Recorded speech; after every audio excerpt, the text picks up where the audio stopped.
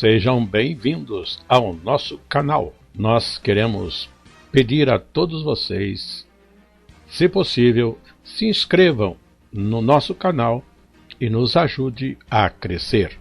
Também não esqueça de deixar ao final o seu like, se gostou ou não gostou do nosso estudo.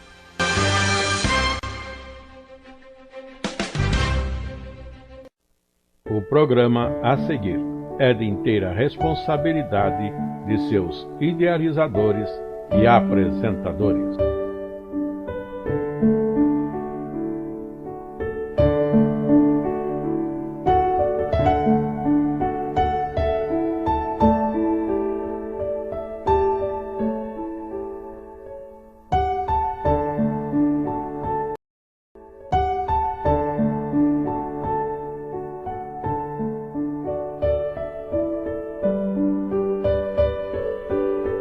E o nosso tema neste trimestre está com o título em tela Heróis da Fé.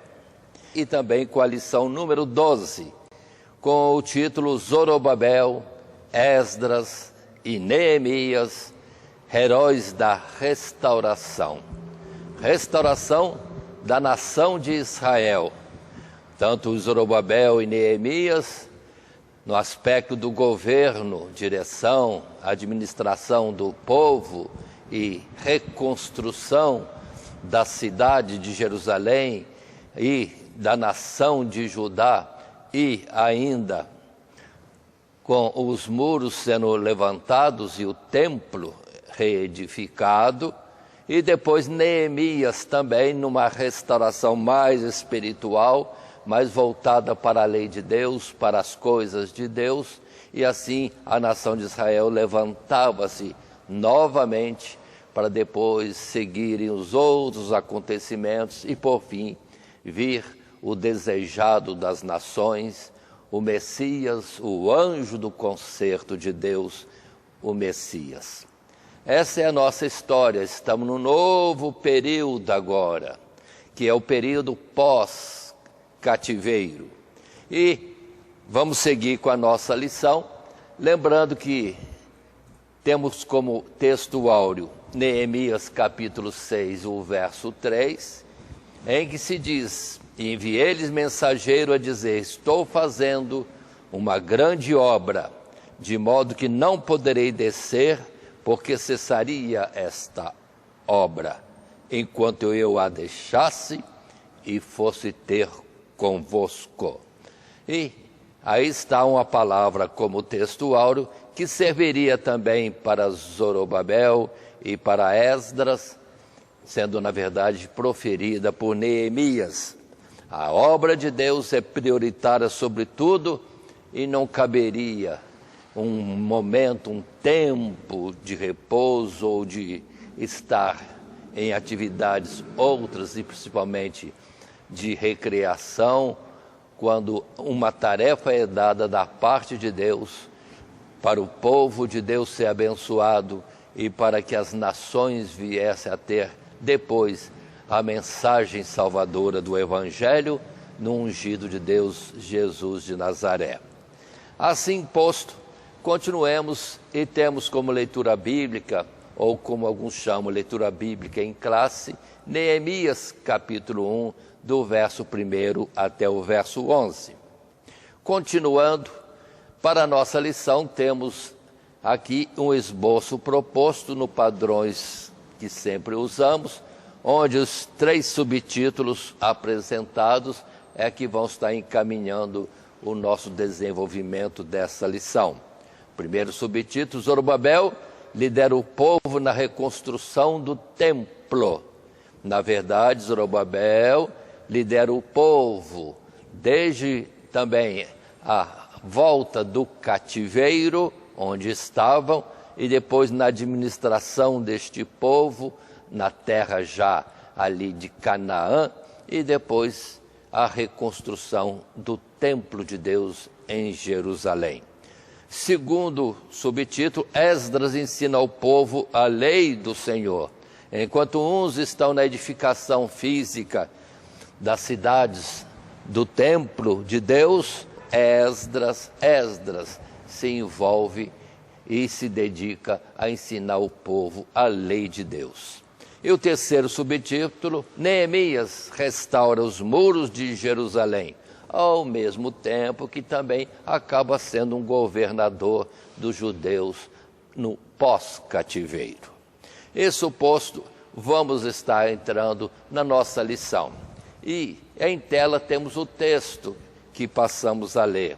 Com a destruição do reino das tribos do norte e o cativeiro dos filhos de Judá em Babilônia, um período da história do povo de Deus havia se encerrado.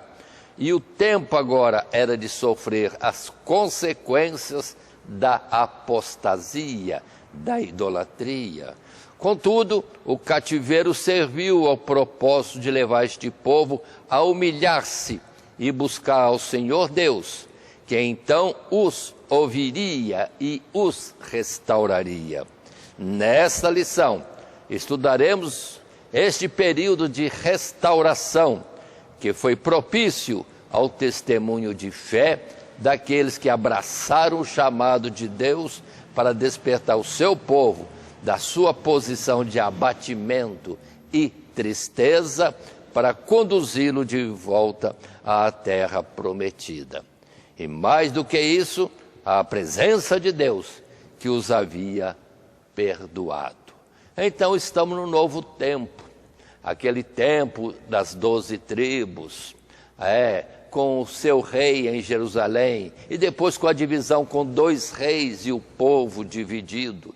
As 10 tribos do norte terrivelmente afastadas de Deus e dominadas pela idolatria ou presos na idolatria, que é o segundo mandamento de Deus, que está na lei e foi escrito na tábua que Moisés entregou ao povo, proibindo fazer imagens de escultura, servir a elas, se inclinar diante delas. E estamos vivendo um tempo em que isso, aqui no meio chamado agora cristão, é muito usado, muito exercido, e esquecem do aviso de Deus, não fazer imagens de esculturas. E qual vai ser a consequência desse povo que se chama cristão? Mas dentro da palavra de Deus que nós estamos estudando na Escola Bíblica Dominical, após séculos de desvio, aí Deus vem trazer então o juízo. As 10 tribos do norte são destruídas, passa mais uns poucos anos, as tribos do sul, Judá e Benjamim, completando as 12 tribos, são levadas em cativeiro após uma terrível destruição também. E lá no cativeiro vão passar 70 anos. E nós estamos agora após esses 70 anos, quando então haverá um decreto de Ciro, sim, rei da Pérsia ou do Império Medo-Persa, determinando que os judeus estão livres para voltar à sua terra e com ordem de reconstruir, principalmente o templo, para que haja o culto ao Deus que fez os céus e a terra, o Deus verdadeiro, aquele que de fato é o Jeová proclamado para Moisés, e esse dizendo ao povo, aquele que diz, eu sou, me enviou a vós. E temos então esses 3 homens, Zorobabel, Esdras e Neemias, para a restauração da nação. Alguns, como Zorobabel e Neemias, na parte material e administrativa do povo. E Esdras dando início à restauração ou volta às Escrituras e aos princípios de Deus, conforme estava escrito na lei que Deus deu a Moisés. Continuando, entrando já no primeiro subtítulo, nos dedicando agora à consideração de Zorobabel. Zorobabel lidera o povo na reconstrução do templo. Mas lembremos, Zorobabel era da elite do povo, descendência de Davi, e lidera o povo também na parte administrativa. E vai reconstruir a nação, a cidade de Jerusalém, inicialmente, e o templo. E essa é a história que vamos estar desenvolvendo agora. E apresentando este Zorobabel, nós temos primeiro lembrar, tomando a palavra em Esdras, capítulo 1 e verso 1 até o verso 4, quando sai o decreto de Ciro para que o povo esteja livre para retornar à sua terra natal. E a expressão é essa. E lemos agora o texto bíblico, Zorobabel lidera o povo na reconstrução do templo, e o texto bíblico, Esdras, capítulo 1, os primeiros versos. No primeiro ano de Ciro, rei da Pérsia, para que se cumprisse a palavra do Senhor, por boca de Jeremias, despertou o Senhor o espírito de Ciro, rei da Pérsia, o qual fez passar pregão por todo o seu reino, como também por escrito, dizendo: assim diz Ciro, rei da Pérsia, o Senhor Deus dos céus, me deu todos os reinos da terra, e ele me encarregou de lhe edificar uma casa em Jerusalém, que é em Judá. Quem há entre vós de todo o seu povo, seja seu Deus com ele e suba a Jerusalém, que é em Judá, e edifique a casa do Senhor, Deus de Israel. Ele é o Deus que habita em Jerusalém. E todo aquele que ficar em alguns lugares em que andar peregrinando, os homens do seu lugar o ajudarão com prata e com ouro, e com fazenda e com gados, afora as dádivas voluntárias para a casa de Deus que habita em Jerusalém. Aí está a ordem de Ciro, aqui chamado rei da Pérsia, e que na verdade foi um grandíssimo rei, e que dele é falado em Isaías capítulo 44 e capítulo 45, para aqueles que quiserem estender o estudo sobre esta ordem de Ciro, que foi determinada por Deus muitos anos antes de Ciro nascer. Repito, Isaías 44 e 45, ainda que algo veremos daqui a pouco, mas que depois, em Esdras capítulo 2, ainda nessa tela, temos o texto bíblico dizendo: estes são os filhos da província que subiram do cativeiro dos transportados, que Nabucodonosor, rei de Babilônia, tinha levado para a Babilônia, e tornaram a Jerusalém e a Judá, cada um para a sua casa, os quais vieram com Zorobabel, Jesua, Neemias, Seraías, Reelaías, Mardoqueu, Bilsã, Mispar, Bigvai, Reum, Baaná, o número dos homens do povo de Israel, e continua a narrativa descrevendo e dando também numeração dos que voltavam na primeira leva, sim, saindo do cativeiro, indo para Jerusalém. Continuando a nossa lição, temos um primeiro parágrafo nesse subtítulo. Primeiro, Zorobabel lidera o povo na reconstrução do templo. E o texto que está para nós em tela agora é a restauração do povo de Judá.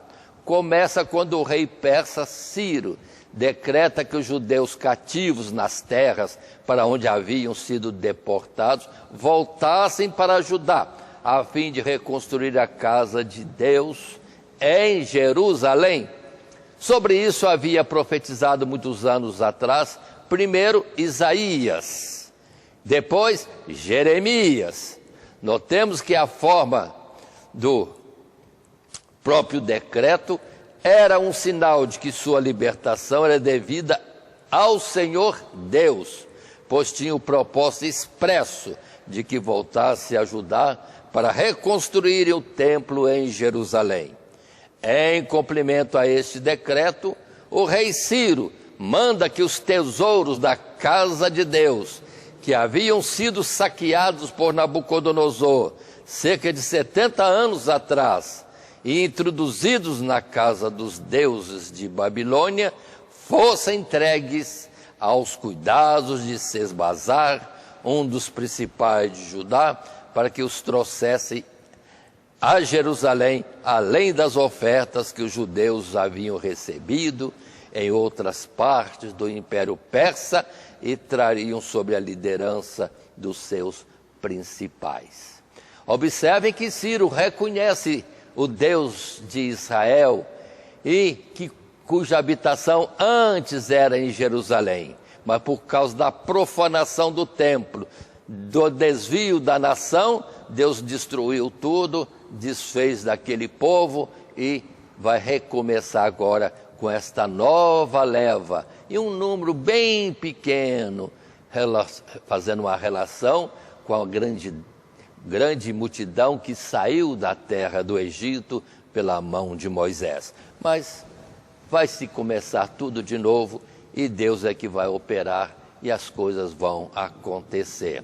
Assim, temos textos bíblicos, conforme falamos, em Isaías 44 e só o verso 28, onde está bem claro, quando Deus, na boca de Isaías, uns 150 anos antes, Deus diz: quem diz de Ciro, é meu pastor e cumprirá tudo que me apraz, dizendo também a Jerusalém, sê edificada, e ao templo, funda-te.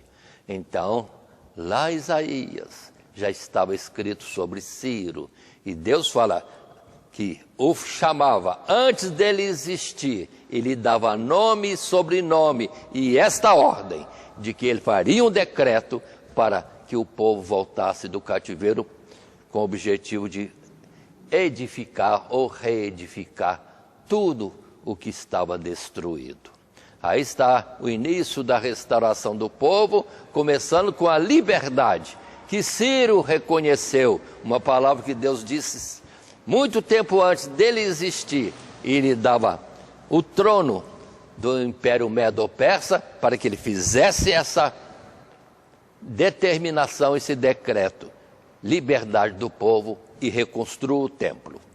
E agora em Esdras, ainda capítulo 1, verso 7 em diante, temos também o rei Ciro tirou os utensílios da casa do Senhor Deus, que Nabucodonosor tinha trazido de Jerusalém e que tinha posto na casa de seus deuses. E estes tirou Ciro, rei da Pérsia, pela mão de Mitredate, o tesoureiro que os deu por conta a Sesbazar, príncipe de Judá. E este é o número deles: 30 bacias de ouro, 1000 bacias de prata, 29 facas, 30 taças de ouro, 410 taças de prata de outra espécie e 1000 outros objetos. Todos os utensílios de ouro e de prata foram 5.400. Todos estes levou Sesbazar quando os do cativeiro subiram de Babilônia para Jerusalém. Então observem que Ciro ainda mandou pegar todos os tesouros do templo que tinha sido destruído e que Nabucodonosor tinha despojado, levado para a Babilônia, mandou retirar tudo e devolver para o templo que seria reedificado em Jerusalém. E assim, continuamos o nosso estudo num segundo parágrafo desse subtítulo: Zorobabel lidera o povo na reconstrução do templo.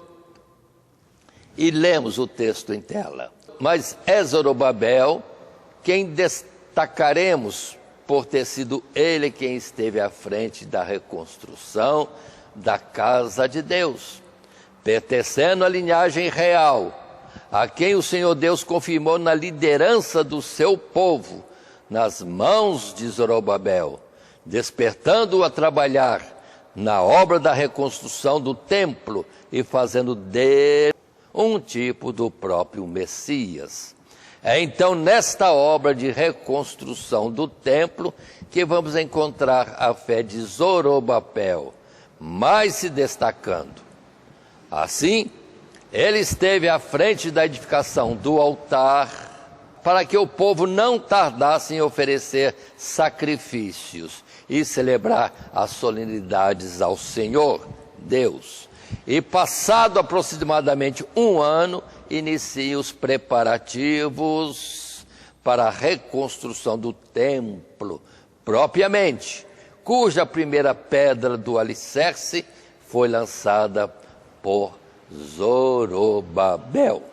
Aí temos bem claro, dentro das palavras aqui lidas e o texto que vamos ler ainda, Zorobabel como líder do povo e com a missão própria para ele, um compromisso sério de reconstruir o templo de Deus em Jerusalém. Mas começaram com o altar, fazendo o altar já podiam aí oferecer os sacrifícios a Deus, modelo de Abraão, Isaac e Jacó, até que o templo fosse então reconstruído. É assim, dentro dos textos bíblicos, encontramos Zacarias capítulo 4, verso 7, e assim lendo o texto bíblico, Zacarias capítulo 4, quem és tu, ó monte grande? Diante de Zorobabel serás uma campina, porque ele trará a primeira pedra com aclamações. Graça, graça a ela. E a palavra do Senhor veio de novo a mim, dizendo: as mãos de Zorobabel têm fundado esta casa, também as suas mãos a acabarão, para que saibais que o Senhor dos exércitos me enviou a vós. Porque quem despreza o dia das coisas pequenas, pois esse se alegrará vendo o prumo na mão de Zorobabel. São os 7 olhos do Senhor que discorrem por toda a terra. Pronto. Aí fala então grandiosamente de Zacarias a respeito de Zorobabel, constituído por Deus para lançar a primeira pedra, e ele também vai terminar a reconstrução daquele templo. E observando que quando ele estivesse com os apetrechos da construção como um pedreiro, no caso até mesmo o prumo, todos poderiam se alegrar e dizer que ali estava uma ordem de Deus sendo executada. Na mão o prumo, mas na verdade os olhos de Deus estavam conduzindo tudo aquilo que ali era feito. Material, na verdade, mas para depois se anunciar aquilo que era o espiritual. Sim, a primeira pedra, a pedra fundamental, Jesus Cristo, sobre o qual está toda a estrutura da nossa redenção.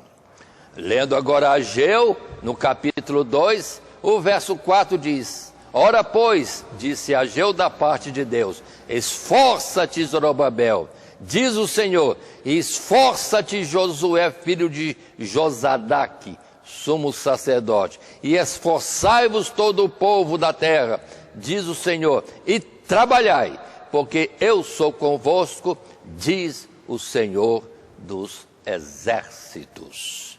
E aí está o nosso estudo baseado em Zorobabel, e agora vendo quão importante esse homem dentro do projeto de Deus que se determinava que ali fosse realizado.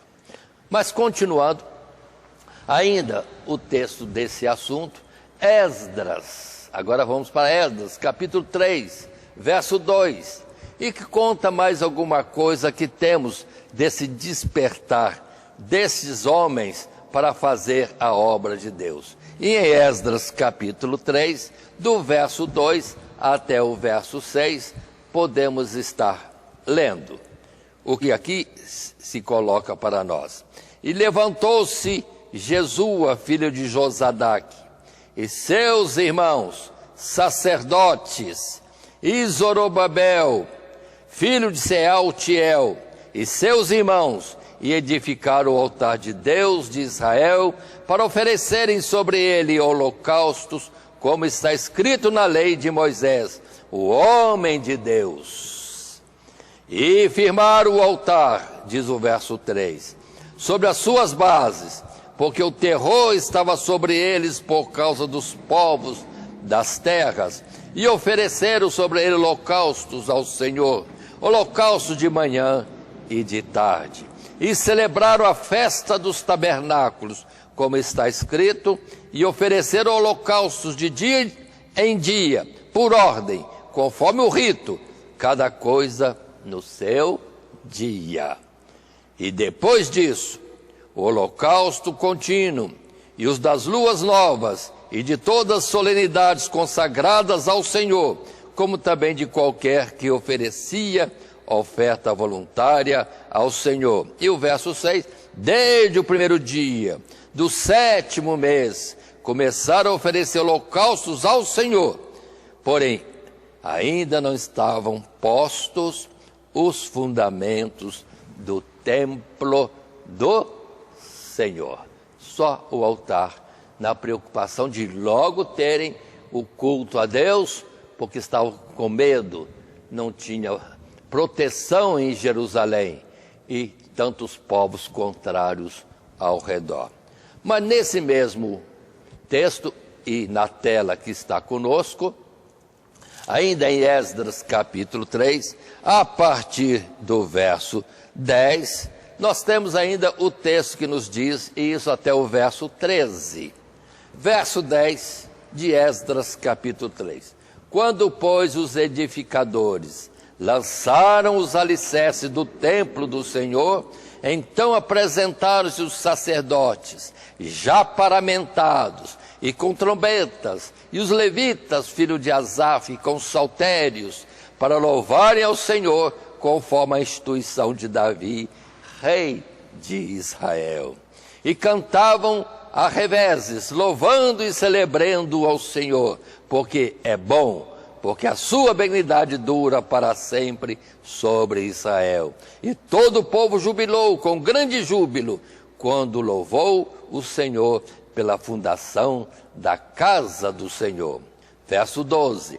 Porém muitos dos sacerdotes e levitas e chefes dos pais, já velhos, que viram a primeira casa sobre o seu fundamento, vendo perante os seus olhos esta casa, choraram em altas vozes, mas muitos levantaram as vozes com júbilo e com alegria. De maneira, diz o verso 13, de maneira que não discernia o povo as vozes de alegria das vozes de choro do povo, porque o povo jubilava com grande júbilo, que as vozes se ouviam de muito longe. Aí está o texto que estamos lendo. E observe, estão reconstruindo. Mas que diferença! Porque quando houve o primeiro templo que Salomão construiu, tinham trabalhadores aos milhares, chegou a 300 mil trabalhadores. E Salomão, o sábio e rico, e a nação rica também, construindo o templo, o famoso templo de Salomão, que foi destruído, e agora poucos, pobres, gente, vamos dizer assim, muitos velhos ali, reconstruindo com pouco recurso e com inimigos aos lados. Mas se uns entristeceram que a casa era muito pobre em relação a que Salomão tinha edificado, entretanto precisamos estar atentos, que aqui diz que a alegria do renovo foi maior do que aquilo que era do passado e que não voltaria mais. Mas para frente haveria coisas melhores. E cuidado, em Ageu está escrito que nessa casa simples que Zorobabel construía, sim, haveria maior glória, porque o desejado das nações viria e estaria ali, e logo depois nós vamos ver Jesus ali em torno do templo, ensinando, operando maravilhas, e o povo se alegrando com a salvação de Deus já manifesta. Conforme disse João Batista, e toda a carne verá a Deus. Ali estava Jesus, o unigênito de Deus, aquele que com o Pai se fazia um só. E observem, se este templo está sendo construído, muitos dizem que é o segundo templo, não sei de onde tiraram isso. Leia lá em Ageu capítulo 2, é último templo, última casa, porque a representação material, o templo das figuras terminava. Então não espere um terceiro templo, que Deus não vai voltar a Jerusalém para viver num terceiro templo, que já está profetizado por Ageu.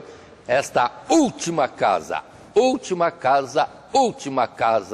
onde Deus habitou entre os homens nas figuras do tempo passado. Agora a casa de Deus somos nós, a igreja do Senhor Jesus. E precisamos estar atentos a isso, porque muitos estão contando com alguma coisa, como voltando às figuras do passado, e Deus não está nisso, de forma alguma. Continuando, entramos por fim, nesse ainda subtítulo primeiro, Zorobabel lidera o povo na reconstrução do templo. No terceiro parágrafo, agora em tela, podemos ler. Logo depois, vemos que quando os adversários de Judá e Benjamim, as duas tribos principais no retorno do cativeiro, fora os levitas, tentaram se juntar aos judeus na reconstrução do templo, sob a alegação de que serviam ao mesmo Deus.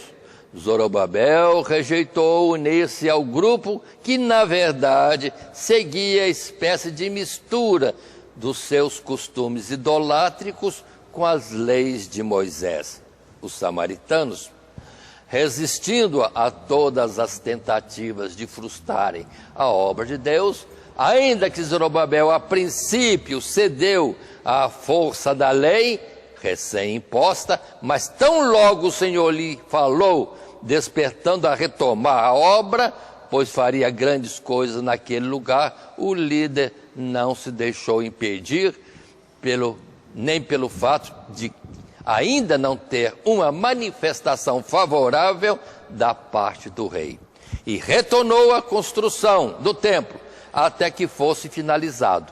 Diferente, porém, de um ato temerário, o Zorobabel agiu pela fé, certo da veracidade e justiça da obra que estavam realizando e do amparo, tanto de Deus como na pessoa do maior rei que os persas jamais tiveram. Aí vamos entender. Ou seja, alguém deu ordem para parar, ele parou, contrariado. Mas depois veio a palavra de Zacarias, a palavra de Ageu, incentivando a voltar à construção e baseado no que Deus tinha determinado. E na ordem de Ciro, ele volta à obra. E a coisa levanta a questão. Mas Deus, de fato, era com Zorobabel. E vemos no texto a seguir, dentro da Bíblia Sagrada, em Esdras capítulo 4, isso registrado e está em tela. Então, Esdras capítulo 4, do verso 1 ao verso 5. E vamos ler. Ouvindo, pois, os adversários de Judá e Benjamim, que os que tornaram do cativeiro edificavam o templo do Senhor, ou ao Senhor Deus de Israel, chegaram-se a Zorobabel e aos chefes dos pais, e disseram-lhes: deixai-nos edificar convosco, porque como vós buscaremos a vosso Deus.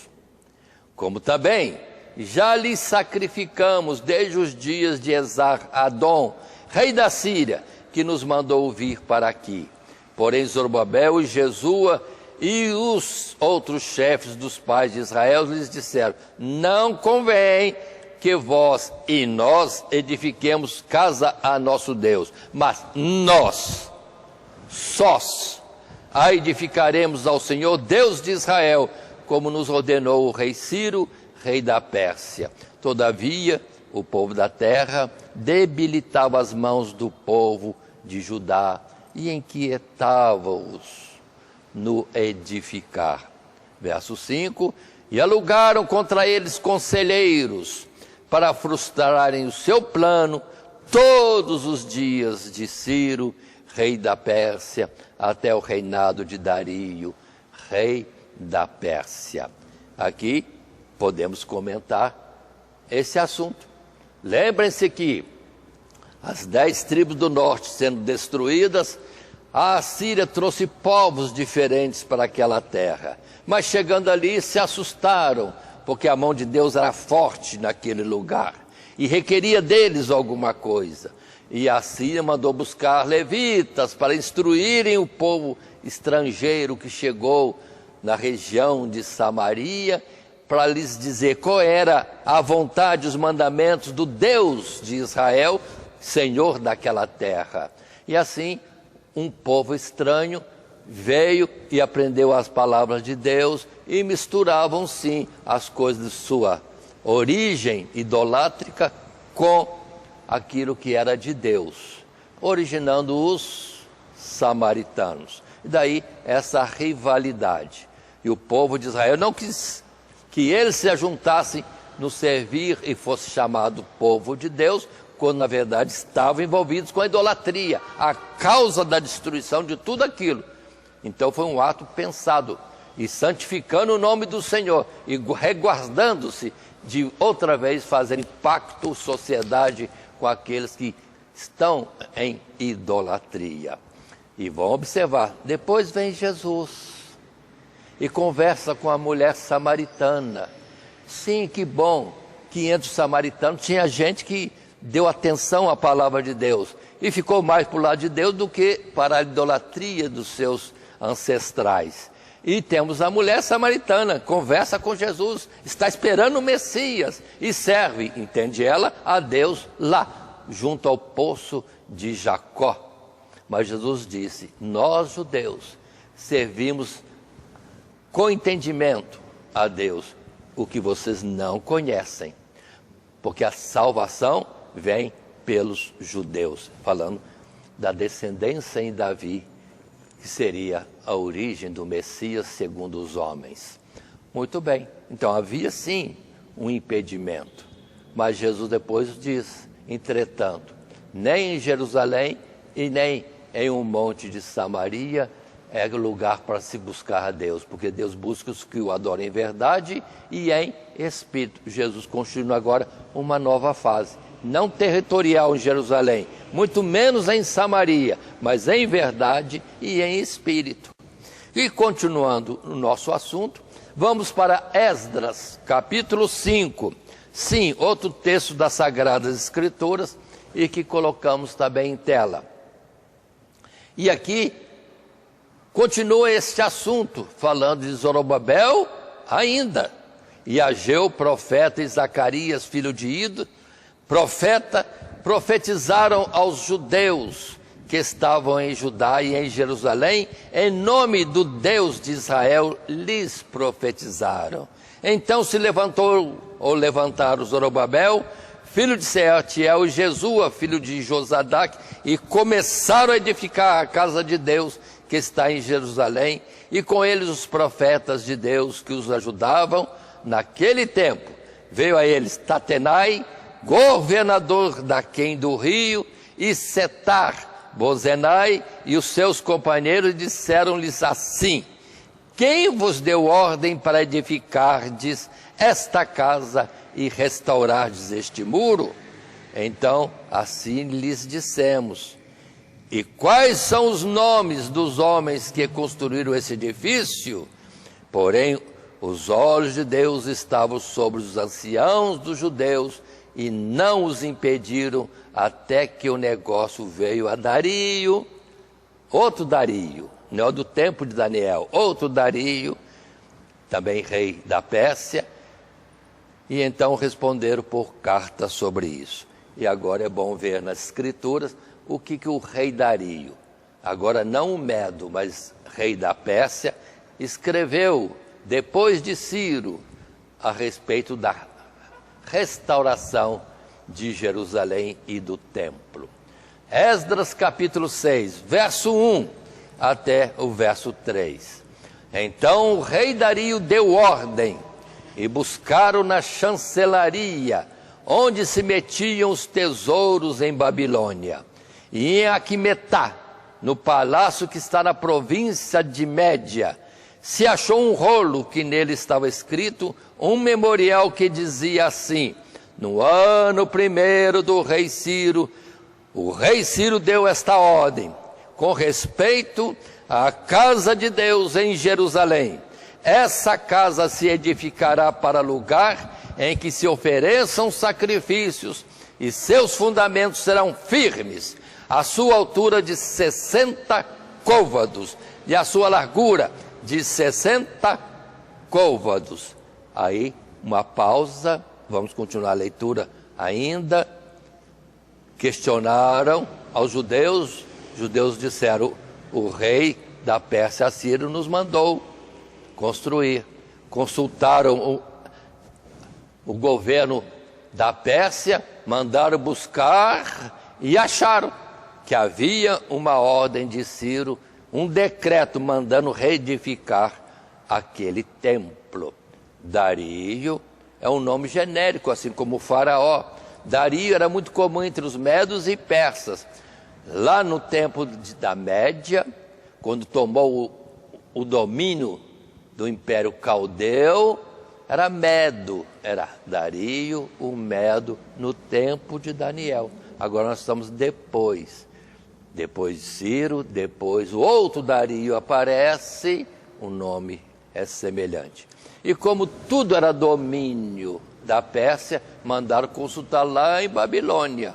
Vê lá em Babilônia, o que tem lá? Procura mais adiante, vê na Média, ou poderia também dizer, procure pela Pérsia, onde tem um decreto que diz que deva se reconstruir o templo. E acharam. Aí vem o verso 6 de Esdras, capítulo 6, quando nós temos também aqui colocado a resposta do rei de então, do Império Medo-Persa, para a região de Canaã. E está escrito: agora, pois, Tatenai, governador de além do rio, Setar-Bozenai, e os seus companheiros, os afazaquitas, que estais de além do rio, apartai-vos dali. Verso 7, deixai-os na obra desta casa de Deus, para que o governador dos judeus e os judeus edifiquem esta casa de Deus no seu lugar. Também por mim se decreta o que haveis de fazer com os anciãos dos judeus, para que edifique a casa de Deus, a saber, que da fazenda do rei, dos tributos da além do rio, se pague prontamente a despesa a estes homens, para que não sejam impedidos. Aí está a maravilha do poder de Deus, atuando a favor do seu povo, quando tem um propósito. Quando Deus tem um propósito e nós estamos nele, tudo está dando certo, porque Deus é aquele que determina e não tem quem possa impedir. Se Deus é por nós, quem será contra nós? É o que Zorobabel, junto com seus companheiros, poderiam estar dizendo. Agora temos ordens e mais ordens do império determinando: a casa tem que ser reconstruída, e até com dinheiro, digamos assim, da fazenda do rei ou do reino, isso tem que ser feito. E vamos continuar a nossa lição. Terminamos, na verdade, Zorobabel liderando o povo, reconstruindo ou levantando um altar para início do culto, e agora também administrando as demais coisas e a reconstrução do templo, principalmente. Mas entra Esdras na história. Não vai pegar em pedra, vamos dizer assim, para reconstruir pedra humana, física, mas vai pegar os fundamentos da lei de Deus, para que o povo tenha solidez, não segundo a ordem humana, o físico, mas solidez diante de Deus, amparados e seguindo os mandamentos, com precisão. É o que nós hoje cristãos precisamos observar. Não estamos andando segundo a lei de Deus. Está saindo o decreto dos homens, governo dos homens, contrário às coisas de Deus, e todo mundo aceitando. Mas temos uma ordem. O mandamento de Deus é que temos que seguir, e não outro, porque Ele é o Senhor dos senhores, Ele é o Rei dos reis, Ele é o Supremo dos supremos e dos supremos, se podemos assim dizer. Então entramos agora em Esdras, ensina o povo a lei do Senhor, na lei do Senhor. E sobre Esdras temos algo escrito neste livro de Esdras, no capítulo 7, a partir do verso 6 até o verso 10. E podemos assim acompanhar também essa leitura que está em tela. Esdras, capítulo 7, verso 6. Lemos então o texto. Este Esdras subiu de Babilônia e era escriba hábil na lei de Moisés, dada pelo Senhor Deus de Israel, e segundo a mão do Senhor, seu Deus, que estava sobre ele, o rei lhe deu tudo quanto lhe pedira. Também subiram a Jerusalém alguns dos filhos de Israel, e dos sacerdotes, e dos levitas, e dos cantores, e dos porteiros, e dos netineus, no ano 7º do rei Artaxerxes. E no mês 5º veio ele a Jerusalém, e era o 7º ano desse rei, porque no primeiro dia do primeiro mês foi o princípio da sua subida de Babilônia.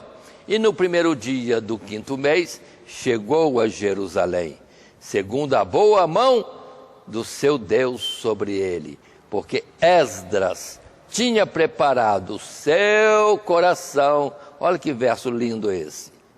Vamos reiniciar o verso 10. Porque Esdras tinha preparado o seu coração para buscar a lei do Senhor e para a cumprir e para ensinar em Israel os seus estatutos e os seus direitos.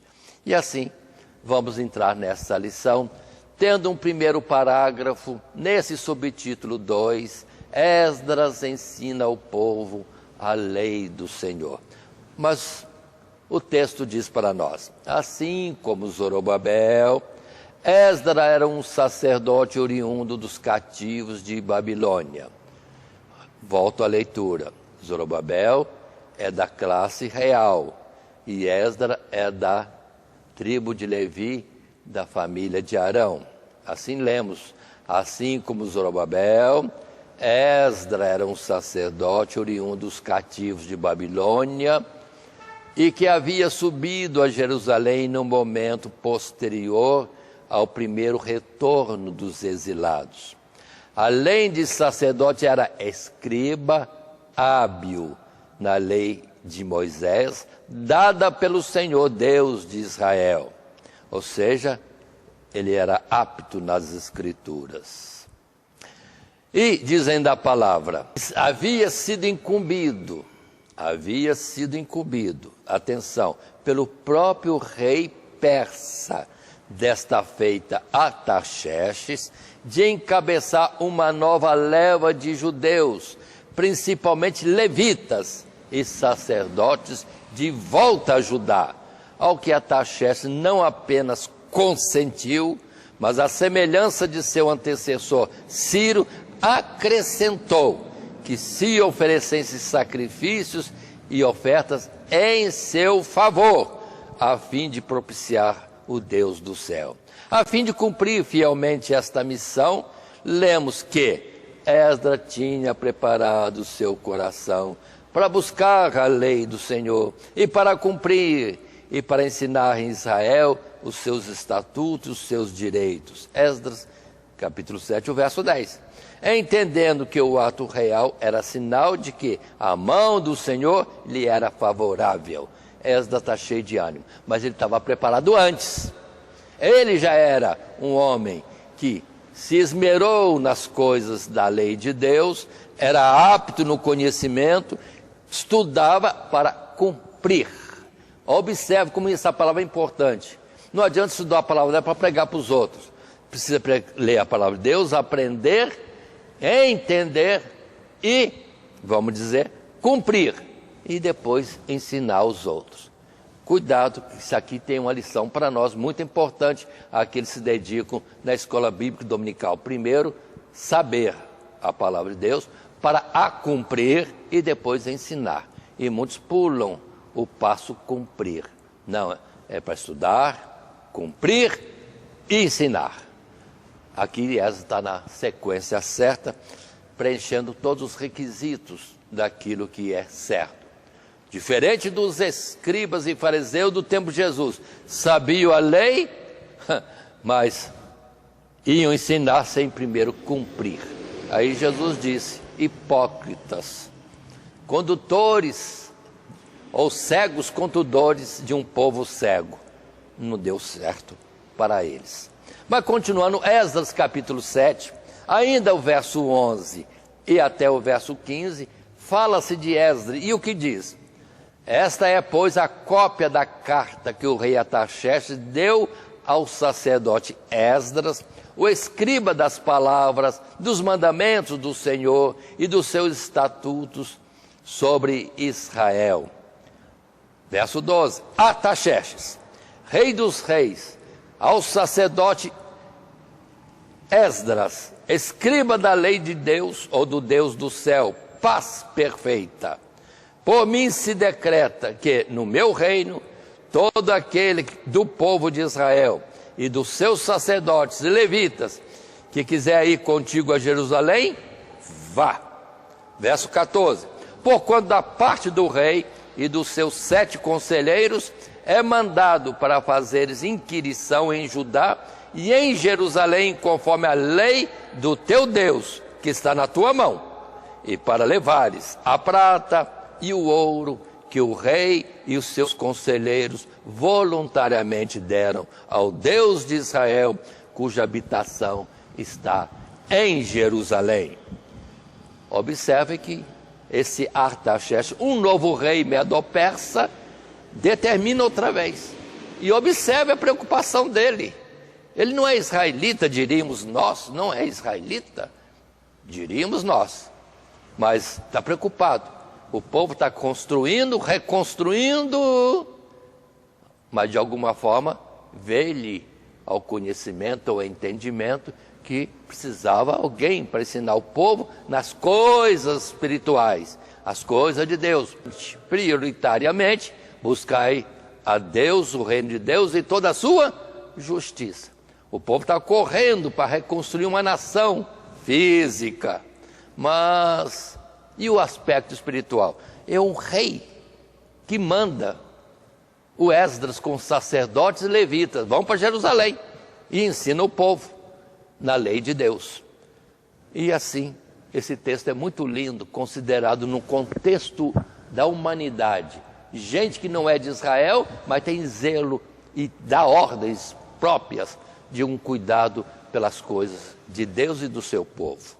Mas continuando nesse mesmo capítulo, Esdras capítulo 7, verso 27 e 28, vem o louvor que Esdras presta a Deus ao dizer: bendito seja o Senhor, Deus de nossos pais, que tal inspirou o coração do rei para ornarmos a casa do Senhor que está em Jerusalém, e que estendeu para mim a sua beneficência perante o rei e os seus conselheiros e todos os príncipes poderosos do rei. Assim me esforcei, segundo a mão do Senhor sobre mim, e ajuntei dentre Israel alguns chefes para subirem comigo. Aí temos uma pequena multidão que deixa as terras do cativeiro e vão agora para Canaã e ali servirem a Deus, instruindo o povo de Deus.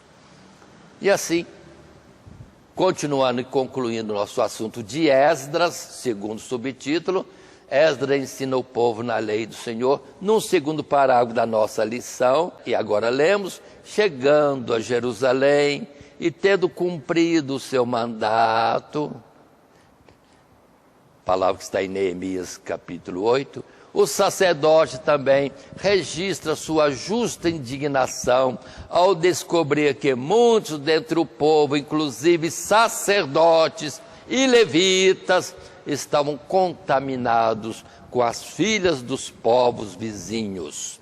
Além de expressar sua tristeza com a indiferença do povo em relação a um pecado que havia sido uma das maiores causas da sua corrupção no passado, o sacerdote assume fiel e zelosamente seu papel intercessor, confessando ao Senhor Deus o pecado do seu povo.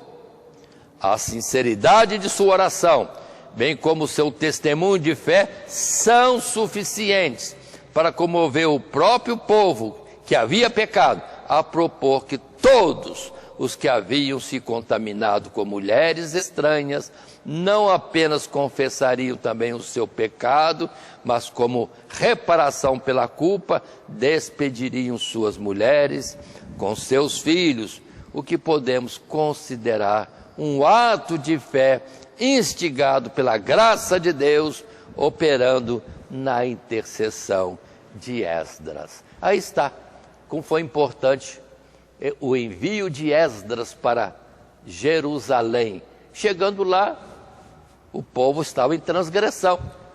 Ou seja, 70 anos no cativeiro, descuidaram-se e transgrediram em alguma coisa. Felizmente não fala de idolatria. Felizmente. O povo de Israel tem horror à idolatria. Por quê? Por causa dessa repressão tão forte que Deus fez. Mas vem Esdras, que opera no tempo de Zorobabel, está também com Neemias, conforme falamos, o que é citado no livro de Neemias, capítulo 8, e ali instruindo o povo, o que pode e o que não pode, o que vocês estão errando, é isso, como restaurar, como recuperar as coisas. Aí vem o que a palavra vai dizer, está no capítulo 10 de Esdras, 10 verso 10, e assim lemos: Então se levantou Esdras, o sacerdote, e disse-lhes: Vós tendes transgredido e casaste com mulheres estranhas, multiplicando o delito de Israel. Agora, pois, fazei confissão ao Senhor Deus de vossos pais, e fazei a sua vontade, apartai-vos dos povos das terras e das mulheres estranhas. E respondeu toda a congregação e disse em altas vozes: Assim seja, conforme as tuas palavras nos convém fazer.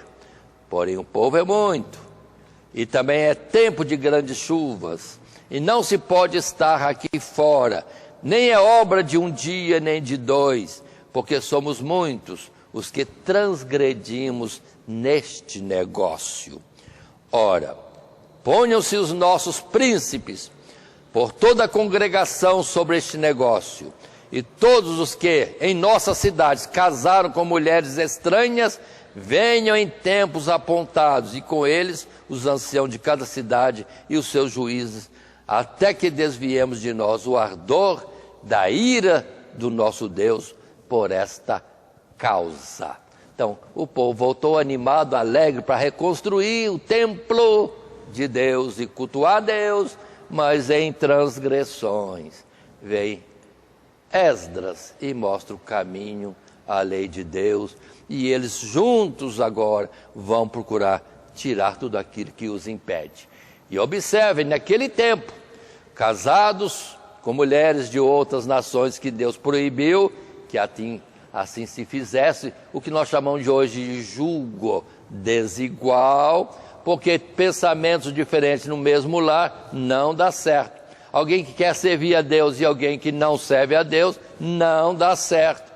Então havia proibição de Deus para que os israelitas não se casassem fora da nação de Israel, dos descendentes de Abraão, dos conhecedores da lei de Deus, colocando de forma mais precisa.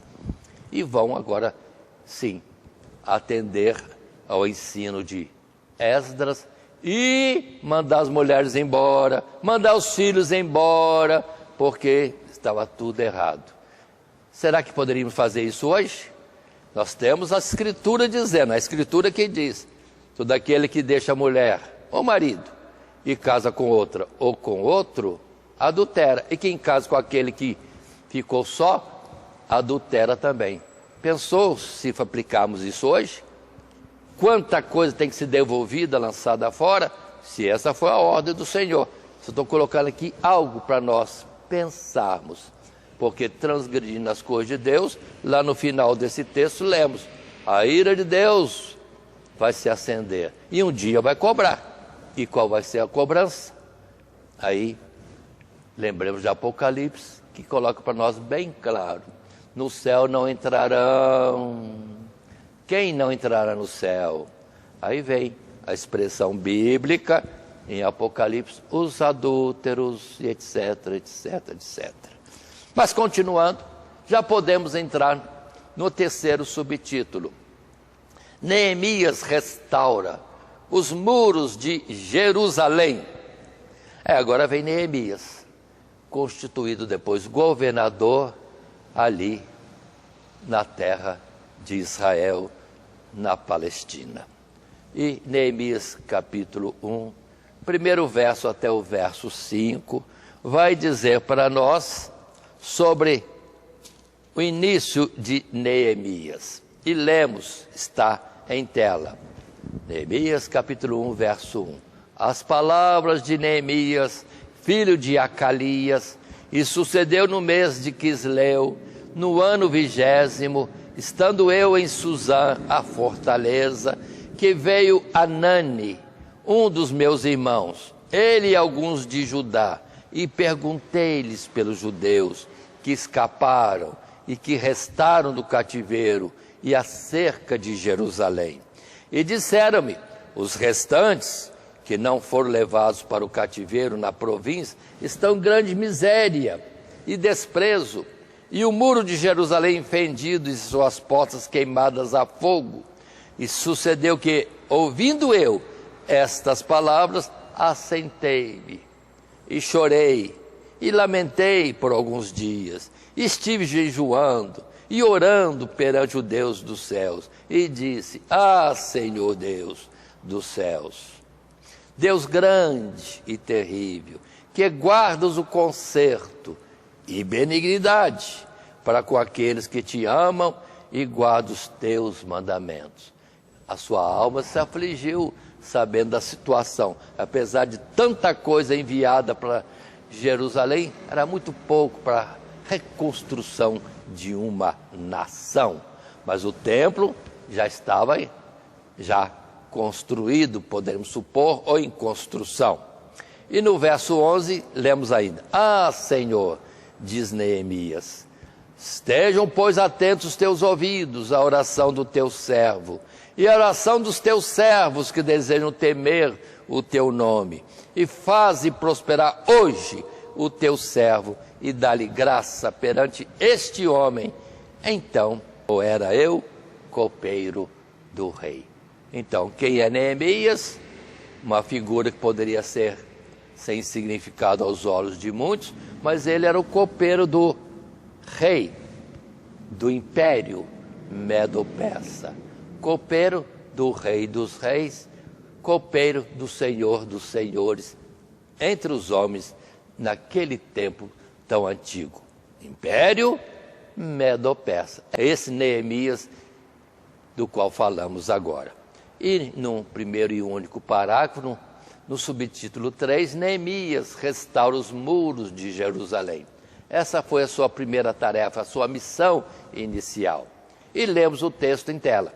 Dentre os vários episódios narrados no livro de Neemias, relacionado a este, que também foi um líder espiritual do povo de Deus, podemos destacar como ocupando uma posição de destaque junto ao rei da Pérsia, sua fidelidade a Deus e zelo pelo seu povo se manifestou quando seu coração se comoveu por saber que Jerusalém, mesmo depois da primeira restauração do cativeiro, ainda encontrava-se em estado lamentável.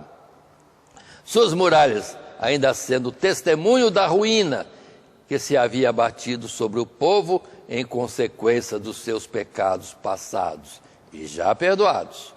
Como sua fé alcançou testemunho de Deus na graça encontrada diante do rei, que não apenas permitiu, como confiou-lhe tudo de que precisava para realizar a obra da restauração dos muros e da cidade. Pela fé, também liderou com os chefes das famílias de Jerusalém a reconstrução dos muros da cidade, rejeitou a ajuda de Sambalate, Tobias e Gesem, estrangeiros, e depois não temeu suas ameaças, mas antes preparou o povo para enfrentá-los, caso tentassem combatê-los enquanto trabalhavam nos muros.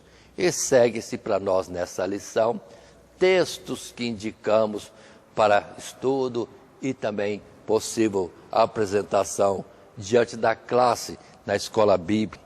Assim, em tela, colocamos Neemias capítulo 2, verso 1. Nesse subtítulo terceiro, Neemias restaura os muros de Jerusalém. E lemos: sucedeu, pois, no mês de Nisã, no ano 20º do rei Artaxerxes, que estava posto vinho diante dele, e eu tomei o vinho e o dei ao rei.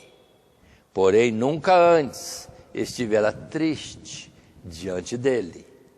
E o rei me disse: por que está triste o teu rosto? Pois não estás doente? Não é isso senão tristeza de coração? Então temi muito em grande maneira, e disse ao rei: viva o rei para sempre. Como não estaria triste o meu rosto, estando a cidade e o lugar dos sepulcros de meus pais assolada, e tendo sido consumidas suas portas a fogo? Verso 4, e o rei me disse: que me pedes agora? Então orei ao Deus dos céus e disse ao rei: se é agrado do rei, e se o teu servo é aceito em tua presença, peço-te que me envies ajudar a cidade dos sepulcros de meus pais, para que eu a edifique. Então o rei me disse, estando a rainha assentado junto a ele: quanto durará a tua viagem? E quando voltarás? E aprove ao rei enviar-me, apontando-lhe eu um certo tempo. Disse mais ao rei: se ao rei parece bem, deem-se-me cartas para os governadores da além do rio, para que me deem passagem até que chegue a Judá. E como também uma carta para Asaf, guarda do jardim do rei, para que me dê madeira para cobrir as portas do paço da casa, e para o muro da cidade, e para a casa em que eu houver de entrar. E o rei mas deu, segundo a boa mão de Deus sobre mim. Observem como Deus está abençoando a este homem. No temor e também na angústia em favor do povo de Deus, Deus então está o nomeando através do próprio rei para voltar a Jerusalém e ali ajudar agora na reconstrução dos muros. E no verso 17 desse mesmo capítulo, Neemias capítulo 2, verso 17, podemos ler: então lhes disse: bem vedes ele chegando a Jerusalém, bem vedes vós a miséria em que estamos, que Jerusalém está assolada e que as suas portas têm sido queimadas. Vinde, pois, e reedifiquemos o muro de Jerusalém, e não estejamos mais em opróbrio. Então lhes declarei como a mão do meu Deus me fora favorável, como também as palavras do rei que ele me tinha dito. Então disseram: levantemo-nos, edifiquemos, e esforçaram as suas mãos para o bem. E indo para o verso 19 ainda: o que ouvindo Sambalate, o Horonita, e Tobias, o servo Amonita, e Gesem, o arábio, zombaram de nós e desprezaram-nos, e disseram: que é isso que fazeis? Quereis rebelar-vos contra o rei? Então lhes respondi e disse: o Deus dos céus é o que nos fará prosperar, e nós, seus servos, nos levantaremos e edificaremos, mas vós não tendes parte, nem justiça, nem memória em Jerusalém. Aí pronto, Neemias já está em Jerusalém e já concordando com os demais chefes das diversas famílias para reconstruir o muro agora. E já se apresenta aqueles que são adversários. Mas no capítulo 4 de Neemias, para onde peço para que tenham a sua atenção, ainda nesse subtítulo 3, Neemias restaura os muros de Jerusalém, Neemias capítulo 4, verso 12. Sucedeu que, vindo os judeus que habitavam entre eles, 10 vezes nos disseram que de todos os lugares tornavam a nós. Pelo que pus guardas nos lugares baixos, por detrás dos muros ou do muro, e nos altos, e pus o povo pelas suas famílias, com as suas espadas, com as suas lanças e com seus arcos. E olhei e levantei-me, e disse aos nobres, aos magistrados e ao resto do povo: não os temais, lembrai-vos do Senhor, grande e terrível, e pelejai pelos vossos irmãos, vossos filhos, vossas mulheres e vossas casas. E sucedeu que, ouvindo os nossos inimigos, que já o sabíamos e que Deus tinha dissipado o conselho deles, todos voltamos ao muro, cada um à sua obra. E sucedeu que, desde aquele dia, metade dos meus moços trabalhava na obra, e a outra metade deles tinha as lanças, os escudos, os arcos e as couraças, e os chefes estavam por detrás de toda a casa de Judá. Verso 17 complementa: os que edificavam o muro, e os que traziam as cargas, e os que carregavam, cada um com a sua mão fazia a obra, e a outra tinha as suas armas. Aí está a obra de Deus, reedificada, reconstruída com dificuldade, ou conforme profetizou Daniel, ou que foi anunciado a Daniel no capítulo 9. Tudo será reconstruído, mas em tempos angustiosos. E isso se confirma aqui nesta palavra. E assim podemos dar por concluído a nossa lição, entendendo que falamos de 3 homens de Deus, Zorobabel, Esdras e Neemias, num processo de reconstrução da nação. Fisicamente, sim. Administrativamente, sim. E também espiritualmente. E concluímos então, o texto diz: em um tempo onde as maiores dificuldades encontradas pelo povo de Deus estavam naqueles que se opunham à restauração, Zorobabel, Esdras e Neemias destacaram-se entre aqueles que elevaram os olhos espirituais do povo para o Senhor, que lhes era favorável e cujos pensamentos para com eles eram bons e de paz. E aí sim, ali estavam. E não houve batalhas, guerras nesse tempo, porque Deus era com eles e Deus intimidava os inimigos, e eles, temerosos, recorriam-se a Deus, tinham cuidado de servir a Deus, e com isso o tempo deles, em tempos angustiosos, passou, e eles foram tidos como vitoriosos nesta obra. E assim concluímos, lembrando que temos nosso esboço pelo qual desenvolvemos nossa lição em 3 subtítulos. Zorobabel lidera o povo na reconstrução do templo, Esdras ensina ao povo a lei do Senhor, e Neemias restaura os muros de Jerusalém. E continuando, lembremos o nosso textuário: enviei-lhes mensageiro a dizer: estou fazendo uma grande obra, de modo que não poderei descer, porque cessaria esta obra enquanto eu a deixasse e fosse ter convosco. Neemias capítulo 6, o verso 3. Que Deus nos abençoe em Cristo Jesus. Amém. Primeiramente, quero agradecer a todos que sintonizam o nosso canal. Canal voltado principalmente à transmissão, à divulgação da Palavra de Deus. E ao encerrar o estudo desta noite, eu quero pedir a todos vocês, os que ainda não são inscritos em nosso canal, se inscrevam. Se inscrevam.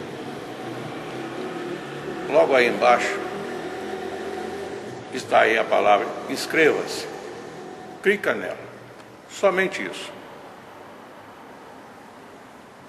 Se o estudo desta noite foi do teu agrado, você gostou, você concordou, clica aí no gostei. Gostei. Se você não gostou, é um direito seu.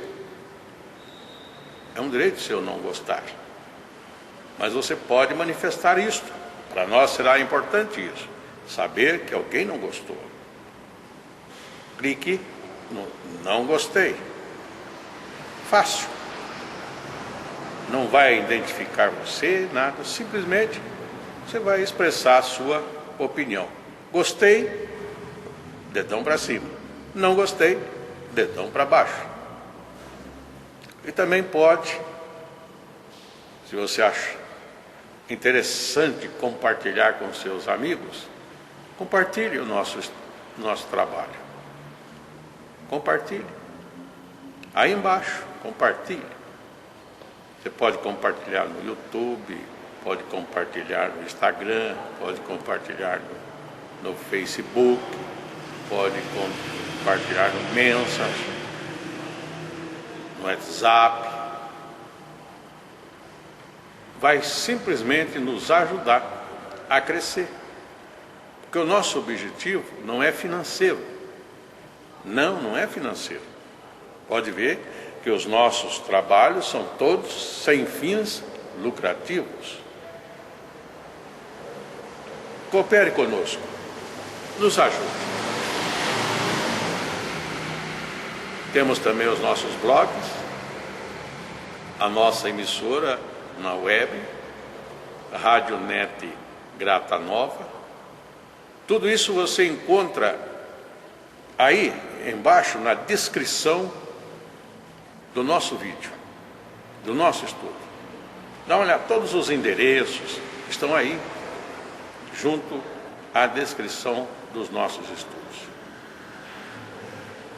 E eu agradeço, primeiramente a Deus, por tudo que Deus tem feito nesses anos que nós estamos trabalhando na internet. E a você, que toda semana entra no nosso canal. Deus te abençoe. Todo dia, toda hora, muito mais prazer em ouvir. Radionet Grata Nova. Web Rádio, a qualidade que faz a diferença, cada vez mais necessária. Rede Grata Nova de Evangelização. Acesse nosso site www.horadadecisão.com.br. Hora da Decisão, tudo junto, sem acento.